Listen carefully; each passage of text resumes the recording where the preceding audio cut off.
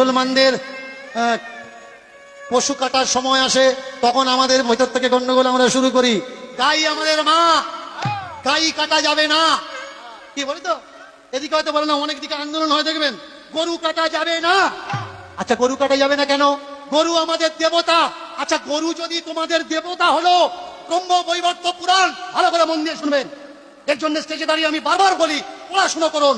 ব্রহ্ম বৈবর্ত পুরাণ কৃষ্ণ জন্মখণ্ড 106 নম্বর অধ্যায় 61 নম্বর 62 নম্বর 63 নম্বর শ্লোক পড়ে নিন। রুক্মিণীর বিবাহের সময় 1 লক্ষ গরু বলি দেওয়া হচ্ছে ভোজন করানোর জন্য। 1 লক্ষ গরু।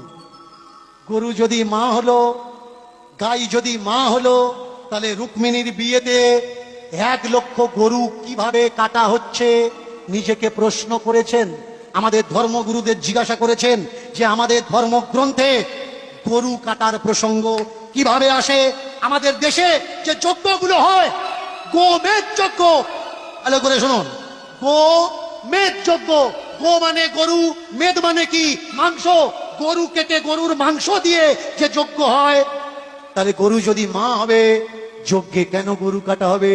কখনো কাউকে জিজ্ঞাসা করেছেন? বলুন তো, সত্যি কি হৃদয় থেকে গরুকে মা ভাবেন?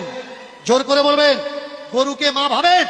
গরুকে যদি মা ভাবেন, তাহলে গরু যদি আমাদের মা হয়, সে আমাদের জন্ম দিয়েছে, আমরা তাকে রেখেছি একটা ঘরে, একটা খাটে, একটা বিছানায়। আর গরু যদি আমাদের মা হয়, গরুকে গলায় দড়ি দিয়ে আমরা বেঁধে রেখেছি গোয়াল ঘরে। আপনি পারবেন আপনার মার গলায় দড়ি দিয়ে গোয়াল ঘরে বেঁধে রাখতে? পারবেন না।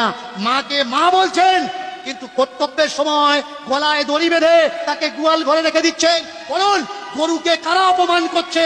মুসলমানরা নাকি হিন্দুরা? গরু যদি মা হয়, বলুন তো, গরুর ছেলে মানে বাছুরটা কে হবে? ছোট ভাই হবে। মার পেটে যে হয় সে তো ভাই হয়। এবার বলুন, গরুর বাছুর হলে, বাছুরটা যদি আমার ছোট ভাই হলো, 21 দিন পরে গিয়ে প্রথম দোয়াটা কতদিন দেন? কতদিন পরে দেন? 21 দিন না?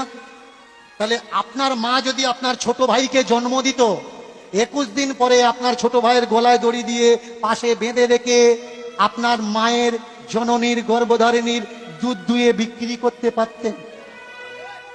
আমাকে বলবেন না যে আমি হিন্দু ধর্মের অপমান করছি।